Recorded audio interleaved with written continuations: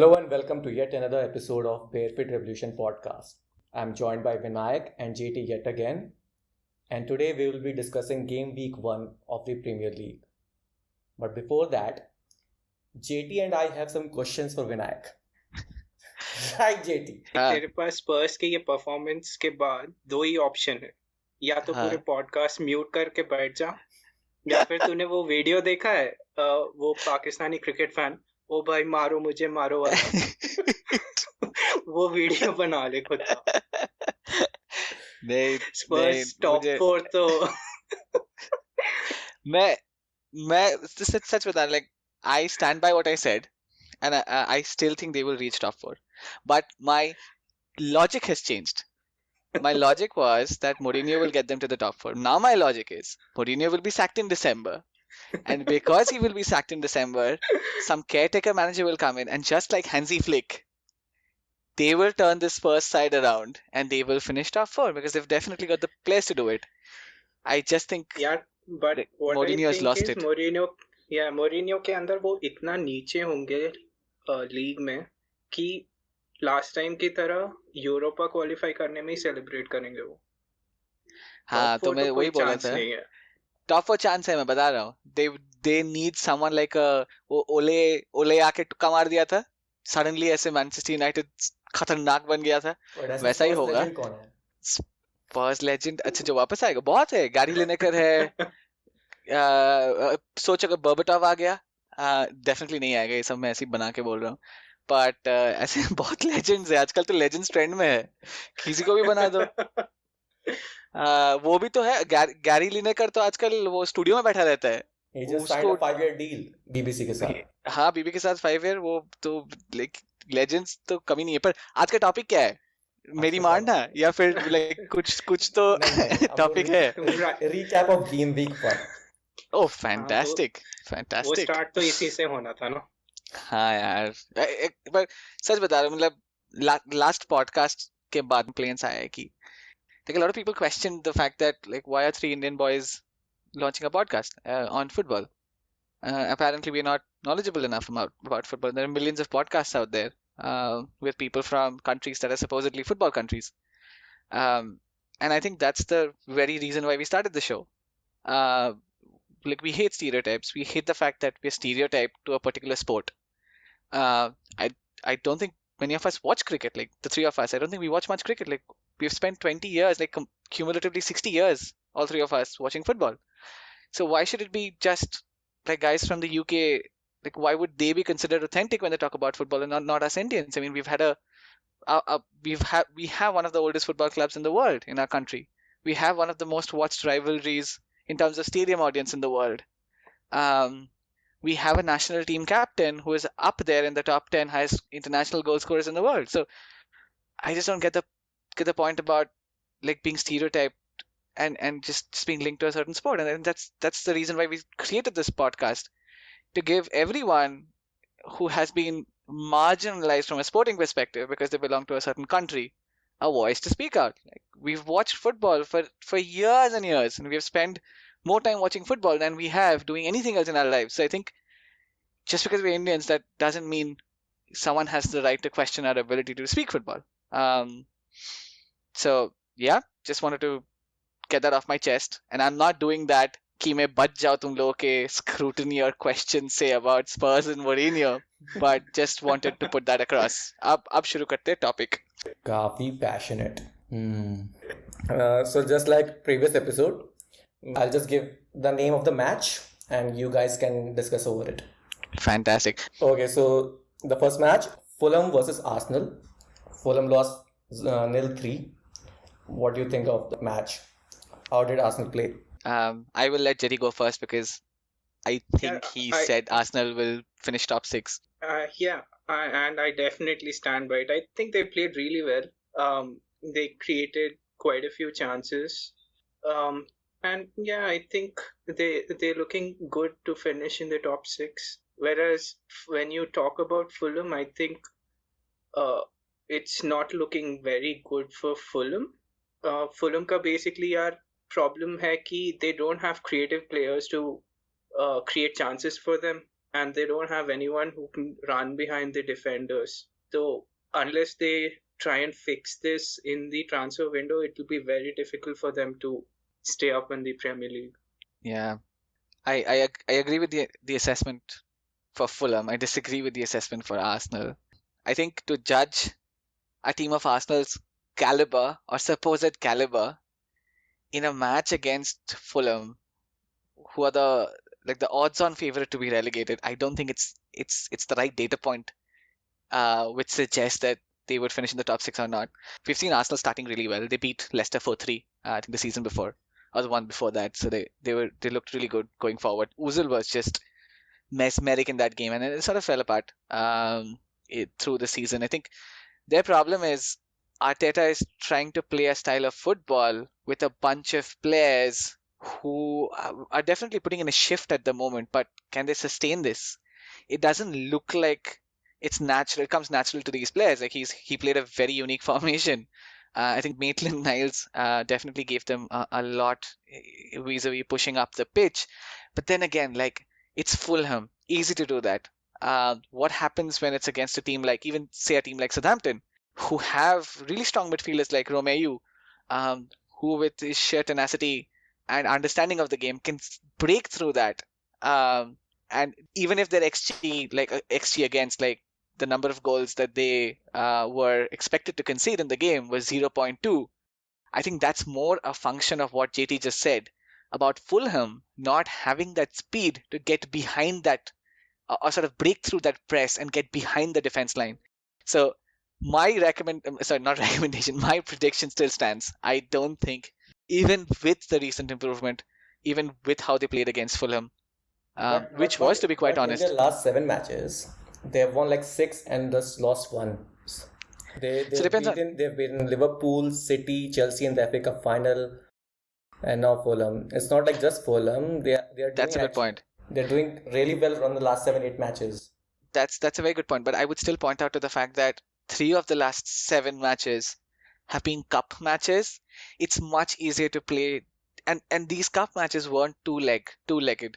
They were one single knockout style. So the kind of football that he plays, it's fantastic for a one-off because their players can really give it their all and win it. So if you look at the league game against City that they had, the same Arteta, the same Arsenal squad, they were thrashed by City, absolutely thrashed. Uh, Given that he had very little time to work on the squad and things might have improved, but I still don't see enough evidence. I know Arsenal fans are super excited. I know they're just completely over the moon over a 3-0 victory against Fulham, which would have been expected from an Arsenal side every season, every game. I just don't think they are convincing enough to sustain this. Jay, do you have any counter on that? Well, like you just pointed out, they've won pretty big games against the big teams, and I think their performances have been pretty consistent. Right now, Arteta is still trying to, build his stamp on the team. Dhire dhire, they are coming into the groove, and they are signing players that Arteta wants to play his style, right? So I definitely think that Arsenal definitely will be one of the contenders for the top 6. Jeez, I would have loved it if you said Fulham would be one of the contenders for the top 6. We would have had a blast at the end of the season. But I agree with what you're saying. I just don't see it being sustainable with the crop of players that they have. I still think there's defensive frailty in this team. Yeah, but we have lots to cover. So Cool. So let's talk about now Leicester versus West Brom. good game. I'll take this one first because Leicester is my top 6 candidate. I think Leicester just showed how they had 67% possession. I think that's not a defining stat against a team like West Brom, who've just qualified or gotten promoted to the Premier League, and they gave Fulham a lot of the ball intentionally.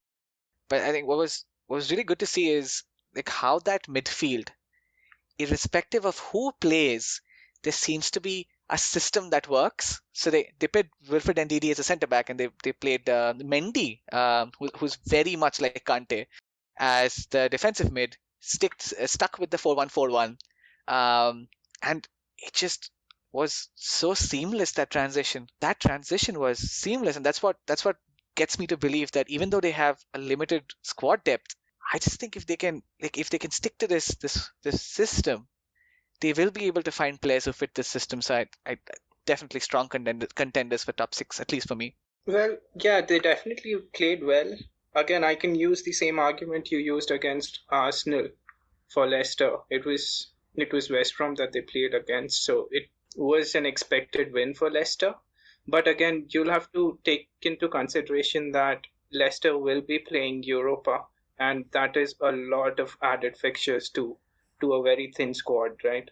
They don't have the squad depth that you see with other big teams like Chelsea or City.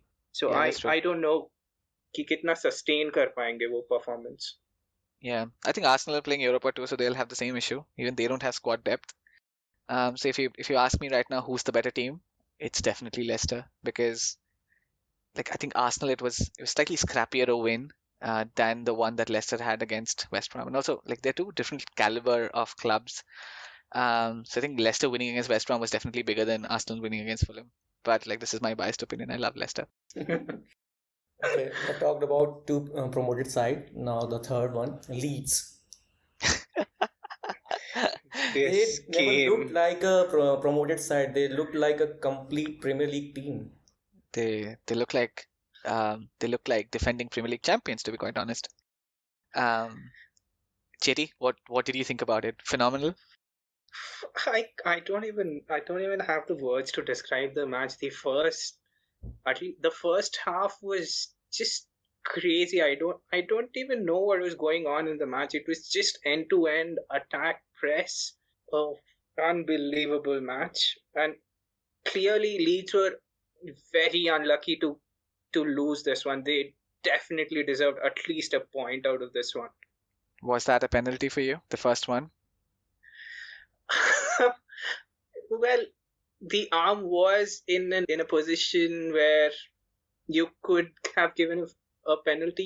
You know, it's just 50-50. It was the referee's call. He decided to give it. Liverpool had less possession in that match, Incredible, right?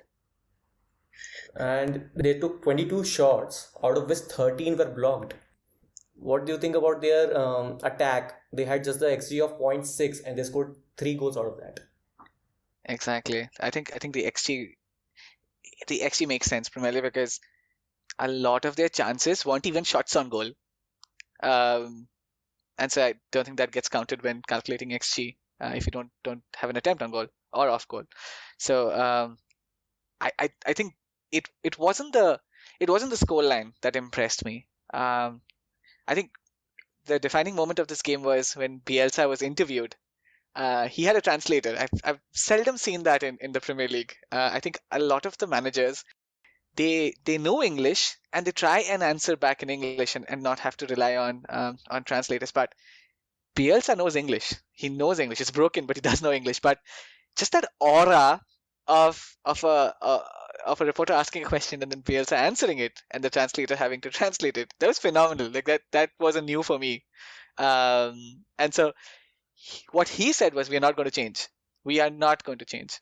A former Leeds player in Jimmy Floyd Hasselbank was in the studios, Chelsea legend as well. Phenomenal player. He said Leeds need to tweak against side like Liverpool in order to stand any chance. The amazing part was Bielsa didn't change. Like it was the 3-1-3-3 that he plays. Like incredible. Like I've never seen a team play at that level of tactical complexity against a team that has been the best in the world for the last 2 years and completely nullify their brilliance. It was brilliant. Bielsa के tactics were amazing against Liverpool. He basically nullified unke wings, or tried to nullify, and when they attacked, what he tried to do is he tried to overload unke wings with his players and then created space in the central, and that is how they created a lot of their chances. And when you see wo click ka jo goal tha, when you see there were at least 2 or 3 players on the right wing for Leeds, or beach mein se he makes a run and gets an amazing shot. Yeah, I think it's all I wouldn't even call it a tactic. I think it's an ideology that they play for. Um, it's almost cult-like. The pressure that they had throughout the game, I was scared for them. And the point that you made, JT, about how they pushed up, the two fullbacks for every attack, they were wingers, not even wing backs. Exactly. And that's why Salah got so much space. Like, we're talking about how brilliant Salah was. But the fact was, here's the best player, one of the best players in the world, and Bielsa doesn't give a shit about him. There's no man marking, there's nothing. He gets to roam around for free. And that's where all of those blocks come in. Because Salah was cutting in and shooting all day long. Now, call it absolute stupidity or divine genius. I think this is the freshness that the Premier League needed. And they will either finish 7th or they will get relegated. I don't think Bielsa is the sort of guy who would settle for anything in between. I see them struggling mid-season because the kind of effort that they put in with the squad depth that they have, it would require someone inhumane physical abilities to keep this up. I don't know what you think. Definitely. और यार Bielsa would have been annoyed with the goals that they conceded क्योंकि उनके 4 में से 3 goal came out of set pieces. Exactly. And it's not that they're a bad defensive side. To put it in Exactly. perspective, So they were the best defensive side in the championship last season. Of course, it's a different playing field, but it's not that they're poor defensively. And Liverpool they were in shambles. Like, I think their lack of match practice, the fact that they didn't expect this from Leeds, they just completely relied on the quality of their front three. And to be quite honest, they were fortunate to get the 2 penalties. I think Rodrigo, that was ridiculous for a 29-year-old who has been around the world to make that tackle at that point of time. Fabinho was going nowhere. He's a right footer. Even if he would have shot the ball, he would have used his left foot. I mean, it's easy to comment on these things. I know it was just rush of blood, but I feel so gutted. That performance deserved a win or a draw. But I won't comment on Liverpool's performance primarily because it's the first game, lack of match practice. They managed to win it. That's what champions do. Win the games that they play shitty in. But super, super excited about Leeds. And how I'm excited sure are you about Bulls? Good segue. Great segue. JT, you don't think they're going to finish top 6? I would want to know why after that performance. So Wolves again, you see, the performance was what you expect out of Wolves. A very good performance. The first half was just superb. The way Podence Neto linked up with Jimenez, it was just brilliant. But second half, if you see, Sheffield put a lot of pressure on Wolves, and because Sheffield do not have players who can finish for them, they were unlucky to score. Second half, I think they hit the post also once. So the score would have been very different had they had a striker who could finish the chances that they were creating.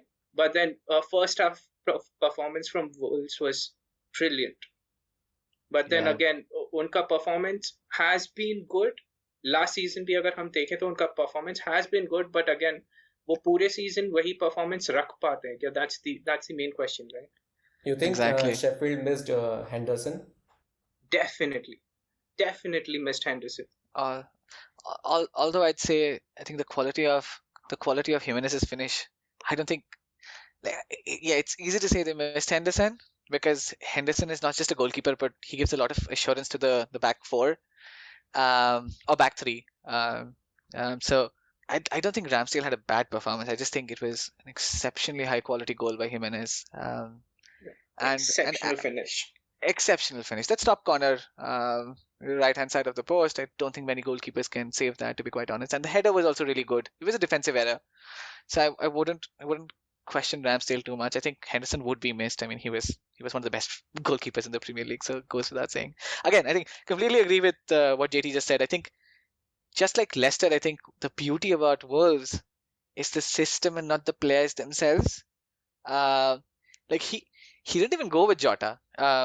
He doesn't have Johnny. He doesn't have Jota. He just put Marcel on the left. What a good game. And he put Adama on the right, and Adama was all over. Like he was destroying Sheffield in the second half. He was destroying, but again, like we discussed the last time, right? Sheffield started getting a lot of attacks in through Adama's wing. Exactly. I think they know that, right? And the fact that uh, we'll come to it later, but the fact that Doherty was able to do exactly what Adama did without having to worry too much defensively is because you've got a phenomenal right centre back in Willy Bolly who will provide cover.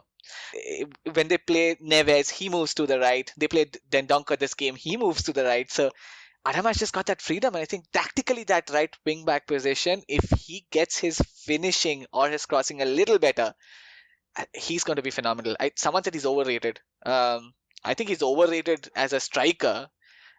He's underrated on the right. I'm super excited with Wolves. I think they had a phenomenal game. How excited are you about Spurs? um, very excited. Very excited. Mourinho said I'll let they JT. had lazy pressure up front. I'll let JT go for this, and I'll reserve my thoughts for later. Again, see, with Spurs, you know what Mourinho is going to do. He is going to rely on the counter-attacking football. So when एक chance था wherein Son played through to Deni Ali and he missed his chance.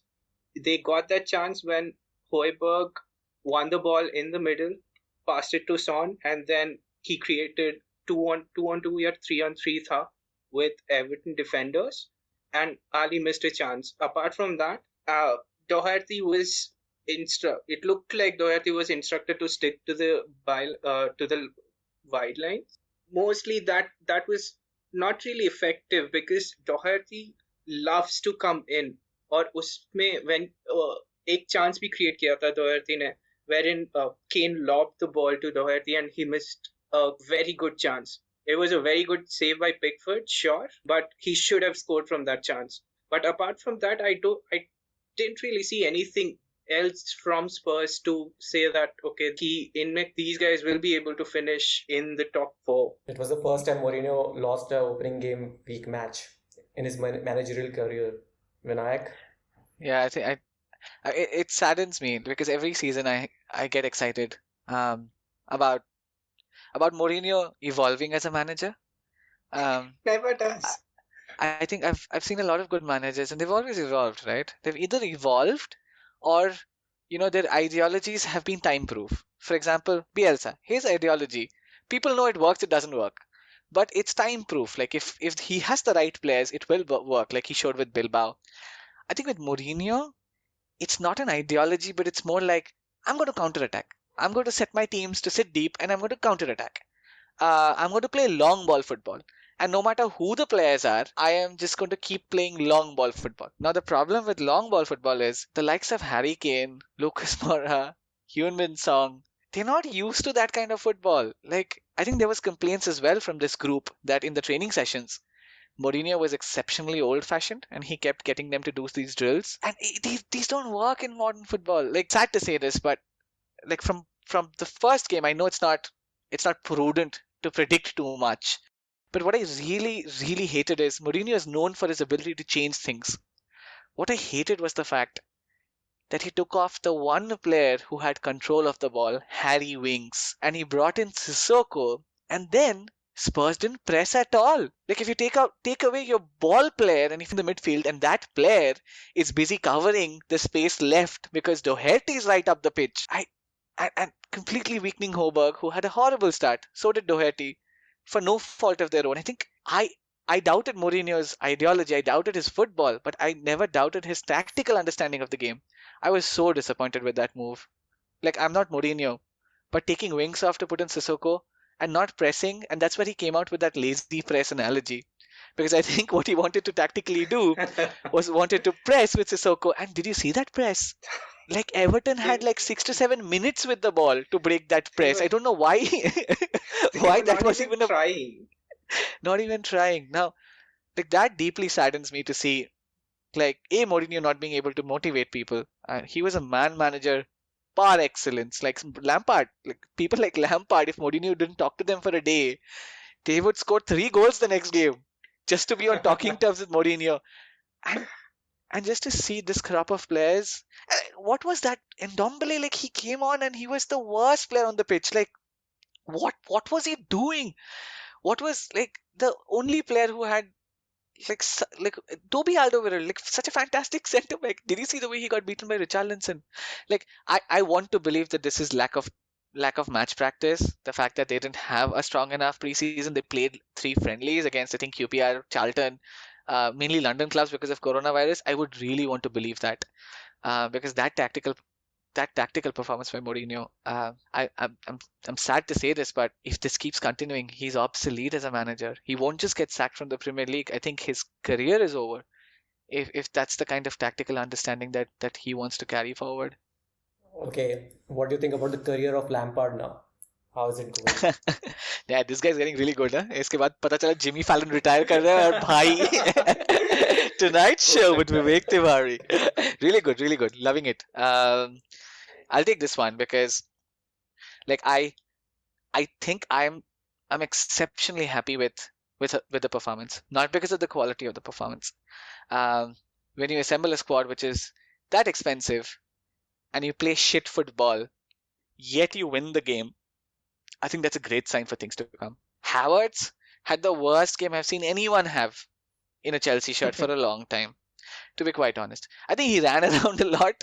He lost the ball and then ran back 40 yards, tackled and then got it back. He did all of that jazz, but he was horrendous. So was Ruben Loftus-Cheek. Played out of position, to be quite honest. I think Lampard's still trying to figure it out. I just hope he doesn't become a Gareth Southgate, who keeps tinkering his formation, and he would probably never know what his best formation is. I really hope that's not the case. I think Mount had a solid game, but like Tariq Lamptey, he Tariq was. Lamptey. Oh my God. I think that people are talking about Reece James because of the stunning goal that he scored. He was really effective towards the end of the game because there was a lot of space. Brighton were pushing forward. But Tariq Lamptey, what was that? Like, single-handedly destroyed Alonso and destroyed Mount because then Mount had to constantly track back. What a performance. What a performance. What do you think of Werner? Werner looked sharp for the first game. I think you get to know when a player is special just by the way the player moves. I think there was one run. I don't know who. I think Havertz was the one who slotted a diagonal between the defenders, and Werner timed that run from the left wing, ran across the central defenders to get to the ball, wasn't offside. That Yeah. shows you the quality of player that we have potentially got. He's got a dead leg now. I don't know what that means, and I really hope that it's something really minor because I would love to see what he does against Liverpool. Liverpool. He will get space because the fullbacks will go up. It'll be interesting to see how he cuts in and like what he does to the rest of the Chelsea team against a big club. But he had a really solid. I wouldn't say the most spectacular of debuts. A really He solid had a debut, really to be good quite game. honest. Yeah, he had a Really really good. good game. Really good game. Or Liverpool ke against, of course, Liverpool are going to stay high up, or that is where he'll get a lot of space to run in behind the Exactly. centre backs. Exactly. That's what excites me. And the only other thing about the Chelsea performance that I really enjoyed was the fact that N'Golo Kante, I haven't seen him play like that in a long time. Like incredible. Like just the energy that guy brings on the pitch. Like and it's so invisible, right? The number of tackles that he made, the number of interceptions he made in that game, and not just the numerical value, but the value of those, the qualitative value of those interruptions and the winning back the position and then quickly switching play. Yeah, I was just having Kante in the team is just really important for Chelsea. क्योंकि उसका presence, you know that you'll have someone who can nick the ball back for you and get the attack started. I think he's So fully fit important. now, right now. Last season was just an aberration for him. exactly. I think और last hopefully it was season an तो aberration. काफी injured भी था वो. Okay, And the amount of games he played. that was a very detailed recap. Okay, let's predict game week 2 fixtures now. Just quickly tell me who is going to win. Everton versus West Brom. I think this is going to be fairly easy. Everton. Yeah, I think we can quickly wrap this up, but I think discussing Spurs, we forgot how good Everton were against them. Oh, I made a few statements about James being 30 and might not add much value to the team. I Yeah, he's definitely winning over me. And not because of his performance. To be quite honest, I think they're building it up more than it was. He completely disappeared in the second half, but I think just the touches and maybe because Spurs was so poor that like as a comparison, James was really world class. I'm super interested to see him play against teams that press and see how he plays then. Would he be another Mesut Ozil who is afraid of doing dirty work per se? I don't know. But that Everton midfield is sensational. I think Allen had a great game. Andre Gomez, I completely forgot Andre Gomez still played for Everton, but he's phenomenal with the ball. And to add Doucouré, who was breathtaking. I mean, these three would definitely they give Everton strength. I'm still not convinced about Richarlison and Dominic Calvert-Lewin being a prolific goal-scoring duo. But yeah, I'm also going with Everton for this one. Leeds versus Fulham. Leeds, Definitely Leeds. definitely United Leeds. versus Crystal Palace. Crystal Palace. Come on, Crystal Palace. Come on, Palace. Vinayak ने United को I think top 6 से निकाला था ना. हाँ. Absolutely निकाला था. तो Stand by it. ऑब्वियसली चाहेगा कि पैलेस जीते ताकि अगले पॉडकास्ट में बोलने के लिए कुछ हो इसके पास. हाँ, कुछ शाबाशी तो मिले. Arsenal versus West Ham. I just want to say something about Crystal Palace quickly. I think they had a really tough game against Southampton. Southampton dominated the game. Willie Zaha scored. Hopefully that's the Roy Hodgson way of doing things apparently. Hopefully they'll do the same against United. Arsenal, West Ham. No, definitely Arsenal. I think Auba just signed a new deal and he's going to celebrate that by scoring a hat-trick. 60 million in 3 years. So जितना पैसा मिलता तो मतलब TV channel खोल लेते, podcast तो छोड़. Okay, Mourinho has another difficult match now. Southampton versus Spurs. I think it'll be a boring 1-1 draw. No, I think it'll be a goalless draw. I think we both agree it's going to be boring, right? Definitely. At least we're agreeing on certain things. Cool. Newcastle versus Brighton. Tough game. Really tough game. I think Newcastle will edge Brighton. Yeah, I think another draw, but an exciting one. It'll probably be 1-1 but definitely exciting. Then the match of the game week, Chelsea versus Liverpool. I think we'll all be rooting for Chelsea here. Do you see them winning against Liverpool though is the question. I think Chelsea. Yeah, I think Chelsea can win. Let's see. I'll go with a Chelsea win. All three of us are going for Chelsea win. Yeah, I think we are all all three of us will be proved wrong. But yeah, football's all about heart, right? Yeah. Leicester versus Burnley. Leicester City all the way. Leicester. Aston Villa versus Sheffield. I think Sheffield are going to. It's going to be another boring draw. And then the last match, Wolves versus Manchester City. It's going to be good. What a game this was last season. What a game. Jerry, what do you think? Definitely Man City. I wouldn't disagree too much. I think there's a possibility of a draw, primarily because Wolves love City's playing style. They've beaten City more than any team I remember. Adama Traore loves City. Adama Traore goes berserk because just imagine the amount of space they'll have, right? Like it's that's why I think Wolves are in it. I think they're in it. It could be a draw. Not predicting a win. I think that'll be stretching it too far, but they're in it for sure. It's not going to be straightforward for City. All right. That's it for the second episode. Hope you guys liked it. See you all very, very soon.